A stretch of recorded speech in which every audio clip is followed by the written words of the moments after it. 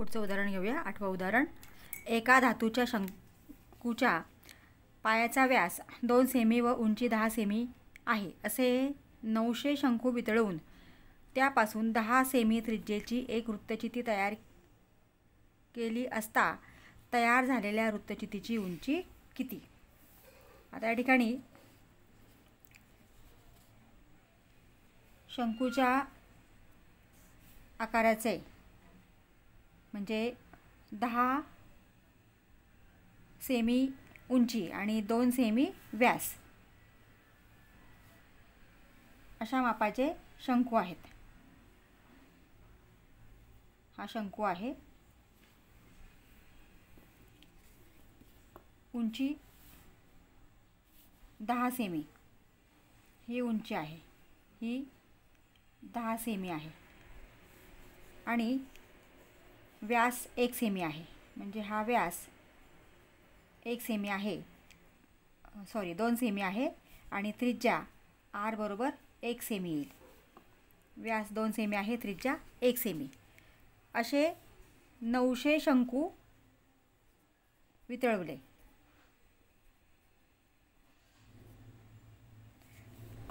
आणि त्यापासून एक वृत्तचिती तयार केली।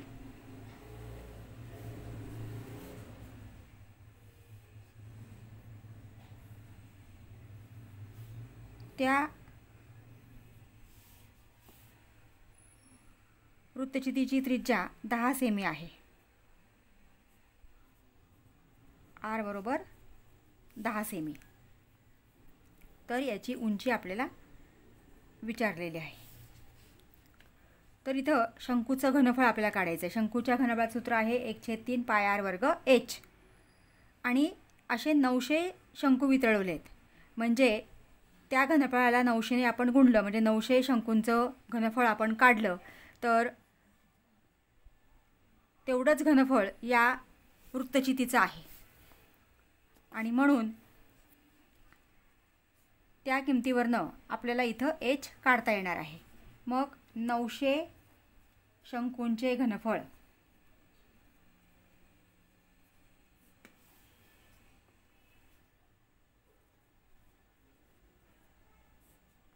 बरोबर वृत्तचिती मात्र एकच तयार केलेली आहे, म्हणून एका वृत्तचितीचे घनफळ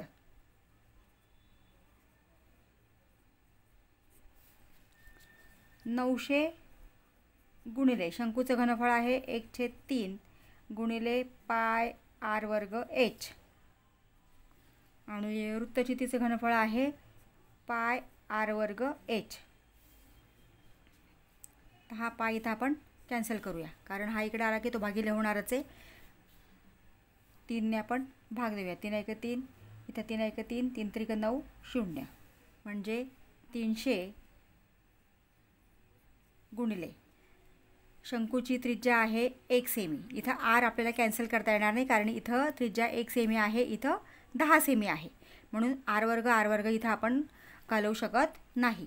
तर 300 गुणिले r वर्ग आहे, r वर्गची किंमत इथं r ची किंमत 1 आहे, म्हणून 1 गुणिले 1 आणि उंची आहे 10 सेमी बरोबर इथं r आहे 10 सेमी, म्हणून 10 गुणिले 10 गुणिले h। आता एकाने गुणल्यानंतर गुणाकार तोच येतो, म्हणून 300 गुणिले 10 आणि हे 10 गुणिले 10 जे आहे तिकडे भागिले होणार आहे, 10 गुणिले 10 म्हणजे हा 10 गुणिले 10 इकडं भागिले होणार आहे, बरोबर h आहे तसाच। हे दोन्ही संख्या आपण इकडे भागिले घेतल्यात, हा 10 गेला आणि हा 0 इथं आपण घालवला, तर h बरोबर 30 सेमी। म्हणजे 900 शंकू वितळवून जी वृत्तचिती तयार होणार आहे तिची त्रिज्या 10 सेमी आहे आणि उंची जी आहे ती 30 सेमी असणार आहे, म्हणजे पर्याय क्रमांक 1।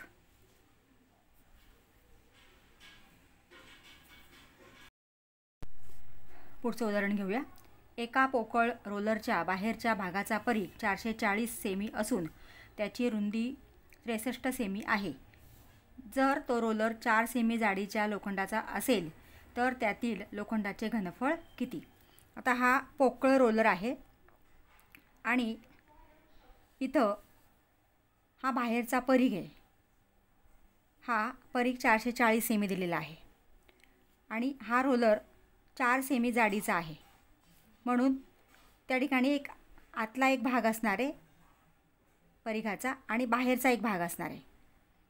म्हणजे गोलाकार भाग जो आहे ते दोन येणार इथं, एक बाहेरचा आणि एक आतला. तर ह्या बाहेरच्या भागाचा परीघ जो आहे तो 440 सेमी आहे आणि इथं प्रत्येक ठिकाणी ही जाडी जी आहे ती 4 सेमी आहे आणि याची रुंदी म्हणजे आपण यांची उंची घेऊया, ही उंची 63 सेमी आहे. आता आपल्याला ह्या रोलरसाठी वापरलेलं जे लोखंड आहे त्या लोखंडाचं घनफळ आपल्याला काढायचं आहे. मग त्यासाठी इथं 2 वृत्तचिती तयार झालेल्या आहेत, ही बाहेरची वृत्तचिती आणि ही आतली वृत्तचिती. मग बाहेरच्या वृत्तचितीचे घनफळ काढून त्यातनं आपल्याला आतल्या वृत्तचितीचं घनफळ आपण वजा केलं तर आपल्याला लोखंडाचं घनफळ मिळणार आहे. परंतु वृत्तचितीच्या घनफळासाठी आपल्याला त्याचं सूत्र आहे पाय आर वर्ग एच आणि त्यासाठी आर आवश्यक आहे, परंतु आर आपल्याला दिलेला नाही, तो आपण या परीघावरनं काढू शकतो. मग आता परीघ बरोबर 2 पाय आर, परीघ दिलेला आहे 440 बरोबर 2 गुणिले 22/7 गुणिले आर. आर बरोबर 440 आहे तसाच हा 7 भागिले आहे, तो इकडे त्यांना गुणिले होईल बरोबर चिन्हाच्या पलीकडे, आणि 2 गुणिले 22 हे गुणिले आहेत हे भागिले होणार आहे. मग 22 एक 22, 22 दुणे 44, 0 बेक बे बेक बे बेक बे, म्हणजे आर बरोबर 10 गुणिले 7, आर बरोबर आपल्याला 70 मिळालेलं आहे. आता या ठिकाणी ही बाहेरची जी वृत्तचिती आहे त्याची त्रिज्या आपण R1 घेऊया, म्हणजे R1 आपल्याला मिळालेले आहे 70 सेमी आणि आतली जी वृत्तचिती आहे त्याची त्रिज्या इथं हे प्रत्येक ठिकाणी आता 4 सेंटीमीटर जाडीचं हा रोलर आहे, म्हणून ही बाहेरची त्रिज्या जी आहे म्हणजे इथून इथपर्यंतची त्रिज्या आहे ती झाली 70 सेमी. आता इथून इथपर्यंतची जी त्रिज्या आहे आपल्याला ही बाजू 4 आहे प्रत्येक ठिकाणी, म्हणजे ती 4 वजा करावे लागतील, म्हणजे 70 मधनं 4 गेले 66, म्हणजे R2 जी आहे ती 66 सेमी येणार आहे. मग आता घनफळ काढूया आपण. लोखंडाचे घनफळ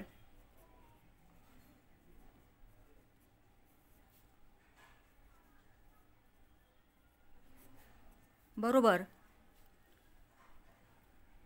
बाहेरील वृत्तचितीचे घनफळ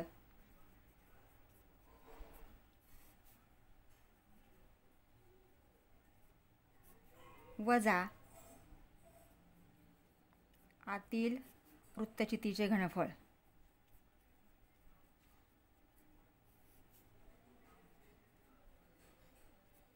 आता बाहेरील वृत्तचितीच्या घनफळासाठी आपण R वापरलेला आहे, R1 वापरलेला आहे, म्हणून या ठिकाणी बरोबर पाय R1 वर्ग H वजा पाय R2 वर्ग H. मग पायची किंमत 22/7 गुणिले R1 आहे 70 गुणिले 70, R वर्ग असल्यामुळे 70 गुणिले 70 घेतलेला आहे, उंची मात्र तीच आहे दोन्ही ठिकाणी 63 वजा 22/7 गुणिले आता इथं 4 कमी झाले म्हणून 66 गुणिले 66 गुणिले उंची 63च आहे. आता इथं आपण भाग देऊया. 7 1 7, 7 9 63, 7 1 7, 7 9 63. मग इथं 22 गुणिले 70 गुणिले 70 गुणिले 9 वजा 22 गुणिले 66 गुणिले 66 गुणिले 9. आता हा जो गुणाकार आहे हा 9702000 वजा 862488 हा गुणाकार येतो आहे. आता गुणाकार करण्यात आपण वेळ घालवत नाही आहे, तुम्ही हा गुणाकार करा. हा गुणाकार येतो 9,70,200 आणि 8,62,488. आणि आता यांची वजाबाकी आपण केली तर ती 1,07,712 सेंटीमीटर घन किंवा घन सेंटीमीटर. एकक काय आहे त्याप्रमाणे बघून आपण पर्याय शोधू शकतो. आता इथं 1,07,712 पर्याय क्रमांक 2 याचं उत्तर आहे. पुढचं उदाहरण घेऊया. डबे बनवणारा कारागीर पत्र्याच्या घनाकृती डब्यापासून वृत्तचिती आकाराचे 10 डबे तयार करतो. म्हणजे हा घनाकृती आकाराचा एक डब्बा आहे आणि त्या डब्यापासून छोटे छोटे असे तो वृत्तचिती आकाराचे 10 डबे तयार करतो. किती डबे तयार करतो? 10. घनाची बाजू 50 सेमी असून, आता ह्या घनाची बाजू 50 सेमी आहे. वृत्तचितीची त्रिज्या 7 सेमी आहे. म्हणजे ह्या डब्याची त्रिज्या ही जी आहे ही 7 सेमी आहे. R बरोबर 7 सेमी. या प्रक्रियेत 12% पत्रा वाया जात असेल तर तयार होणाऱ्या डब्याची उंची किती? आता या सगळ्या कृतीमध्ये 12% पत्रा वाया जातो.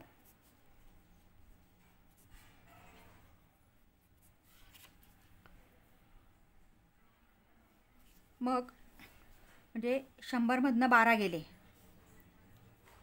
100% 100 असतात म्हणून 100मधनं 12 गेले तर 88% पत्रा वापरला जातोय.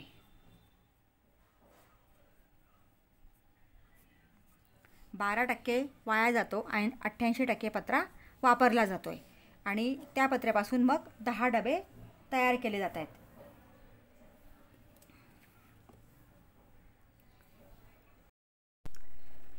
मग या पत्र्यापासून हे डबे तयार केले म्हणून या ठिकाणी आपल्याला हा जो घनाकृती भाग आहे किंवा घन आहे तर त्याचं आपल्याला पृष्ठफळ काढायचे. म्हणजे घनाचे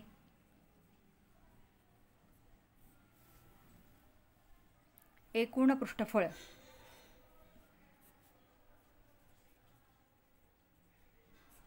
बरोबर डबे किती तयार केलेत? 10. म्हणजे 10 डबा वृत्तचिती आकाराचा आहे किंवा 10 डब्यांचे म्हटलं तरी चालले किंवा 10 वृत्तचितींचे एकूण पृष्ठफळ.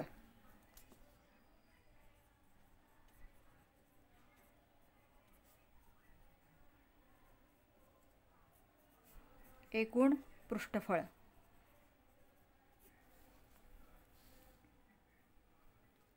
आता घनाच्या पृष्ठफळाचं सूत्र आहे की 6 गुणिले बाजू वर्ग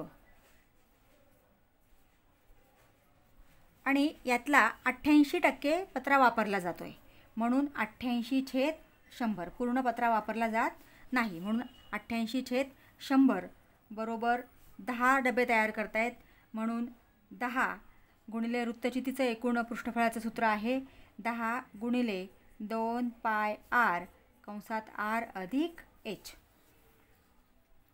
आता इथं किमती ठेवूया. 6 गुणिले बाजू किती आहे घनाची?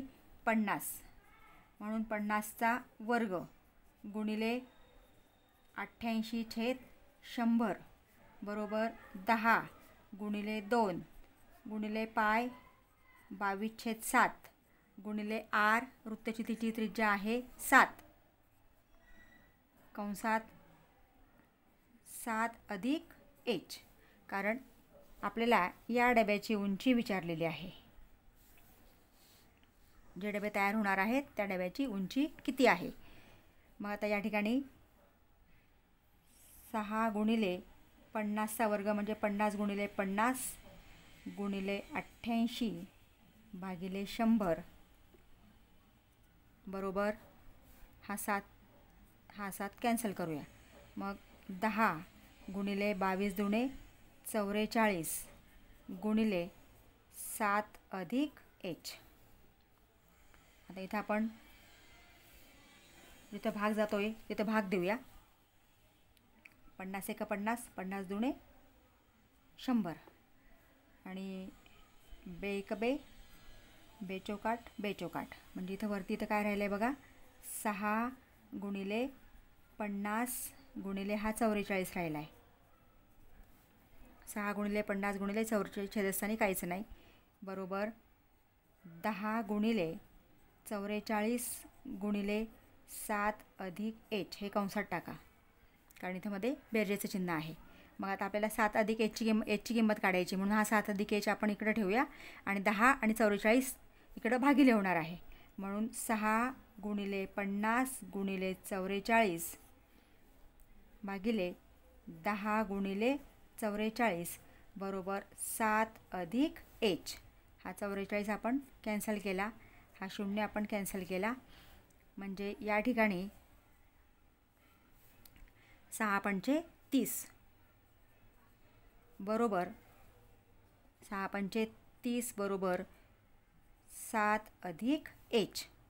आता आपल्याला एच काढायचा आहे, हा 7 इकडे त्यांना वजा होणार आहे, म्हणून 30 वजा 7 बरोबर एच. एच बरोबर 30 मधनं 7 गेले 23 सेमी. म्हणजे त्या नवीन जे डबे तयार केलेले आहेत छोटे छोटे, त्या डब्यांची उंची आहे 23 सेमी. पर्याय क्रमांक 2.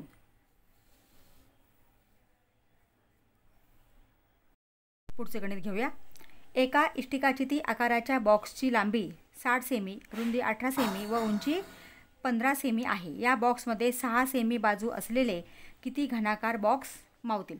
म्हणजे एक मोठा इष्टिकाचिती आकाराचा बॉक्स आहे की ज्याची लांबी 60, रुंदी 18 आणि उंची 15 आहे आणि त्याच्यामध्ये घनाकृती आकाराचे बॉक्स बसवलेले आहेत किंवा ठेवलेले आहेत की ज्याची उंची ज्याची बाजू 6 सेमी आहे. घनाची प्रत्येक बाजू ही समान असते, म्हणजे प्रत्येक बाजू 6 सेमी आहे. तर आपल्याला या ठिकाणी किती बॉक्स मावतील, त्या मोठ्या बॉक्समध्ये हे घनाकृतीचे किती बॉक्स मावतील हा प्रश्न विचारलेला आहे. म्हणजे या ठिकाणी आपल्याला मोठ्या बॉक्सचं घनफळ भागिले या घनाकृतींचं घनफळ करावं लागेल. म्हणजे बॉक्सची संख्या घनाकार बॉक्सची संख्या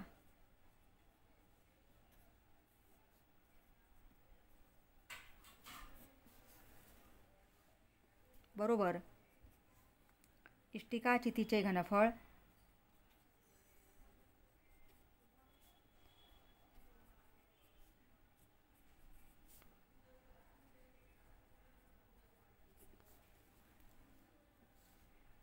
भागिले घनाचे घनफळ.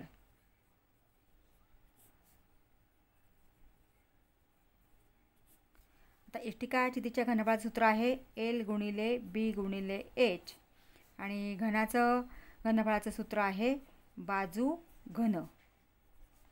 आता इथं आपण किमती टाकल्या तर इष्टिकाचितीची आहे 60 गुणिले 18 गुणिले 15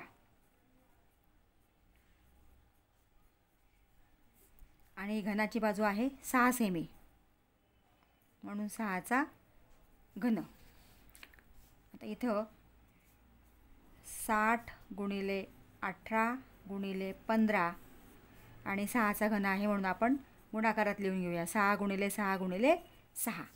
म्हणजे इथं भाग द्यायला आपल्याला सोपं जाईल. 6 एक 6, इथं 6 एक 6 0, नंतर 6 एक 6, 6 त्रिक 18. आता इथं 3 दुणे 6, 3 पाचे 15 असं प्रत्येकाला आपण भाग दिलेला आहे. मग इथं आता काय शिल्लक राहिलं आहे बघा, 10 गुणिले 3 गुणिले 5 भागिले 2. आता 2 ने 10ला भाग देऊया. बे एक बे, बे पंचे 10 म्हणजे 5 त्रिक 15 आणि 15 पाचा 75. 75 बॉक्स मावतील. म्हणजे बॉक्सची संख्या आहे 75. पर्याय क्रमांक 4. पुढचं उदाहरण घेऊया. एका घनाचे घनफळ 512 घनसेमी असल्यास त्या घनाला बाहेरून रंग लावण्यासाठी प्रति चौरस मीटरला 2 रुपये दराने किती खर्च येईल. म्हणजे आपल्याला या ठिकाणी घनफळ दिलेलं आहे.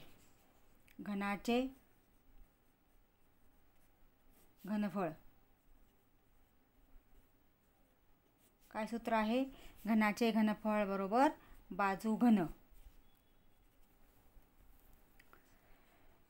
घनफळ दिलेलं आहे आपल्याला 512 बरोबर बाजू घन. आपण दोन्ही बाजूला घनमूळ काढलं तर 512चं घनमूळ येतं 8, म्हणजे 8चा घन 512 आहे. म्हणून बाजू बरोबर 8 आहे. बाजू बरोबर 8 सेमी. आपल्याला बाहेरून रंग लावण्यासाठीचा खर्च विचारलेला आहे. म्हणजे इथं आपल्याला घनाचं एकूण पृष्ठफळ काढायचं आहे आणि एकूण पृष्ठफळासाठी आपल्याला बाजू आवश्यक होती, म्हणून घनाच्या घनफळावरनं आपण बाजू काढलेली आहे. घनाची बाजू आहे 8 सेमी. आता घनाचे एकूण पृष्ठफळ, घनाचे एकूण पृष्ठफळ बरोबर 6 गुणिले बाजू वर्ग. 6 गुणिले बाजू वर्ग बरोबर 6 गुणिले बाजू आहे आपल्याला मिळालेली 8, 8चा वर्ग बरोबर 6 गुणिले 8चा वर्ग 8 8 64.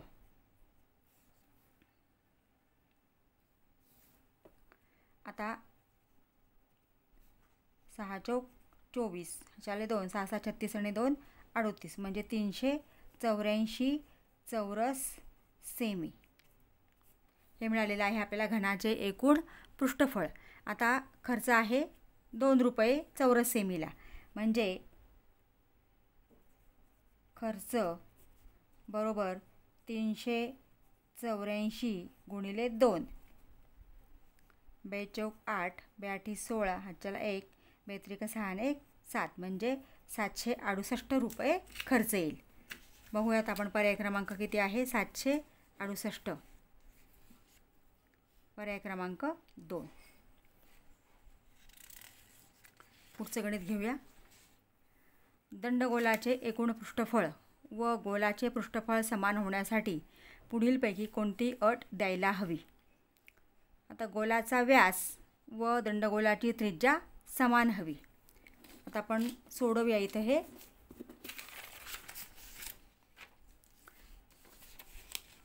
दंडगोलाचे एकूण पृष्ठफळ आणि गोलाचे पृष्ठफळ हे समान येण्यासाठी दंडगोलाचे एकूण पृष्ठफळ आहे 2 पाय r कंसात r अधिक h आणि गोलाचे पृष्ठफळ आहे 4 पाय r वर्ग. आता इथला आपण हा पाय दोन्हीकडचा कॅन्सल करून टाकू, कारण इथं पायची किंमत समानच असते. आता इथं फक्त आपण या प्रत्येकामध्ये आता किमती टाकायची आपल्याला. यातली पहिली दिलेली आहे त्यांनी गोलाचा व्यास व दंडगोलाची त्रिज्या समान हवी. आता गोलाचा व्यास समजा 14 असेल, व्यास आपण या ठिकाणी 14 घेतला आणि इथं दंडगोलाची त्रिज्या व्यास आणि त्रिज्या समान आहे, म्हणजे या ठिकाणी r हा किती येणार आहे 14 येणार आहे आणि इथं व्यास 14 आहे, म्हणजे r इथं 7 येणार आहे. आता ही किंमत आपण इथं टाकून बघूया. आता इथं उंची आपल्याला दिलेली नाही. समजा उंची आपण 10 घेतली तर 2 कंसात त्रिज्या 2 गुणिले 7 कंसात 7 अधिक 10, मग 14 गुणिले 17, 7 दुणे 14 आणि 10 आणि 7 17, तर हे उत्तर येते 218. म्हणजे दंडगोलाचे एकूण पृष्ठफळ 218 येते आणि गोलाचे पृष्ठफळ इथं r 14 आहे, तर 4 r वर्ग म्हणून 4 गुणिले r वर्ग, rची किंमत आहे 14, 14 गुणिले 14 यांचा गुणाकार केला तर तो 784 येतो आहे. म्हणजे हे दोन्ही समान येत नाही. आता आपण दुसरं बघूया. दंडगोलाची त्रिज्या व उंची गोलाच्या त्रिज्या एवढी हवी. म्हणजे दंडगोलाची त्रिज्या आणि उंची, मग समजा आपण त्रिज्या 7 मानली, उंचीसुद्धा आपण 7 घेतली, कारण दंडगोलाची त्रिज्या आणि उंची ही गोलाच्या त्रिज्या एवढी हवी. आणि इथं आपण गोलाची त्रिज्यासुद्धा आपण 7च घेतली. म्हणजे दंडगोलाची दंडगोलाची त्रिज्या व उंची दोन्हीसुद्धा गोलाच्या त्रिज्ये एवढी हवी.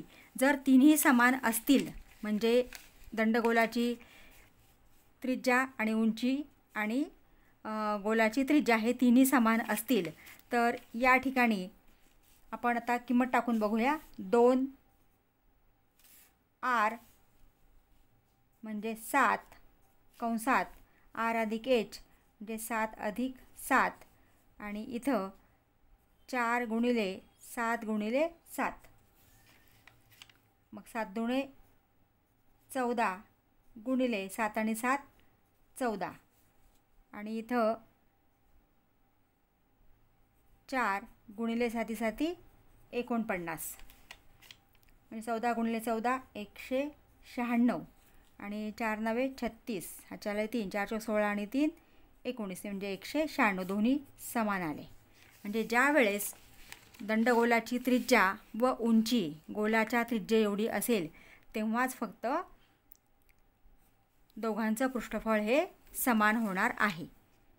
त्रिज्या उंची आणि गोलाची त्रिज्या हे तिन्ही गोष्टी समान असतील तर त्या दंडगोलाचं एकूण पृष्ठफळ आणि गोलाचं पृष्ठफळ हे समान होणार आहे. पुढचं उदाहरण घेऊया. एका इष्टिकाचिती आकाराच्या पाण्याच्या टाकीत दर मिनिटाला 60 लिटर या दराने एका नळातून पाणी पडत आहे. टाकीची धारकता 108 घनमीटर आहे. तर ती टाकी अर्धी भरण्यासाठी किती वेळ लागेल. म्हणजे या ठिकाणी आपल्याला टाकीची धारकता दिलेली आहे. टाकीची धारकता बरोबर 108 घनमीटर. आता 1 घनमीटर म्हणजे 1000 लिटर. म्हणजे आपल्याला या ठिकाणी किती पाणी आहे लिटरमध्ये काढायचं असेल तर 108 गुणिले 1000 आपल्याला करावं लागेल. 10 गुणाकार आपण केला तर 108 आणि हे 3 शून्य म्हणजे 1,08,000 लिटर. त्या टाकीमध्ये 1,08,000 लिटर पाणी मावतं आहे. परंतु ती टाकी अर्धी भरायची आहे. मग आता आपल्याला इथं अर्धा भाग आपल्याला काढावा लागेल. भागिले 2 अर्धी टाकी भरायची आहे.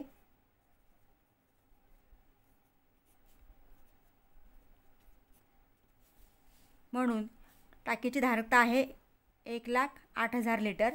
आपण निम्म करायचं आहे, अर्धी भरायची आहे म्हणून भागिले 2. मग 2 1 2 2 पंचे 10 2 चौक 8 0 0 0 म्हणजे 54,000 लिटर आपल्याला त्या टाकीमध्ये भरायचे आहेत. जर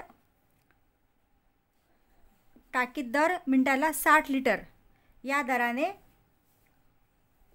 पाणी पडतं आहे म्हणजे या ठिकाणी मिनिटाला 60 लिटर म्हणजे 54,000 भागिले 60 मिनिटाला 60 लिटर पडत आहेत. म्हणजे किती मिनटं लागतील ते आपल्याला इथं या ठिकाणी काढता येणार आहे. 1 शून्य गेला, हा 6 1 6 6 9 54 म्हणजे 900 मिनिटं लागतील ती टाकी भरायला. 900 मिनिटे लागतील. पण आपल्याला इथं तासामध्ये दिलेलं आहे. मग आता 60 मिनिटे म्हणजे 1 तास म्हणून 900 भागिले 60 6 1 6 9मधनं 6 गेले 3 आणि शून्य घेतला 6 पंचे 30 म्हणजे 15 तास ती टाकी अर्धी भरण्यासाठी 15 तास वेळ लागेल. म्हणजे पर्याय क्रमांक 4. विद्यार्थी मित्रांनो, तुम्हाला मी बऱ्याचशा उदाहरणांमध्ये आकृती काढून सूत्र लिहून ते उदाहरण तुम्हाला समजावून दिलेलं आहे. परंतु त्या उदाहरणांचा तुम्ही सराव करायचा आहे. परीक्षेमध्ये आकृतीही काढायची नाही आणि सूत्रही तुम्हाला लिहायचं नाही आहे. सरावाने तुमचा वेग वाढणार आहे आणि सूत्र न लिहिता डायरेक्ट किमती टाकून तुम्हाला उत्तर काढायचं आहे. कमीत कमी वेळेत तुम्हाला जास्तीत जास्त उदाहरणं सोडवायची असतात. म्हणून उदाहरणांचा सराव करा. प्रत्येक वेळेस आकृती काढून किंवा सूत्र लिहून सोडवायची गरज नाही. विद्यार्थी मित्रांनो, अजूनही तुम्ही चॅनलला सबस्क्राईब केलं नसेल तर प्लीज चॅनलला सबस्क्राईब करा. बेल आयकॉन प्रेस करा म्हणजे पुढच्या व्हिडिओचे नोटिफिकेशन्स तुम्हाला लगेच मिळतील. व्हिडिओला लाईक करा आणि व्हिडिओ आपल्या मित्रांना शेअर करा. थँक्यू.